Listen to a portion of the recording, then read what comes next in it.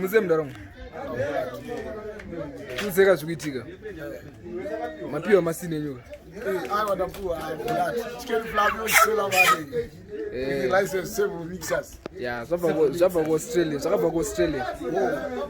Pateta zvekuti because izvazvani mahara zvawani. Hanzi pa Christmas abnopiwa saka New Year mutambo muripo. Handitika apolato.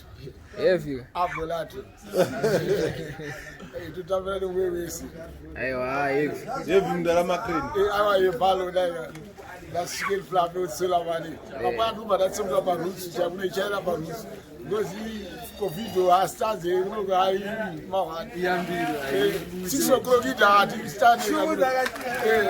Chicken Flavio Solar Valley. I was thinking Yeah,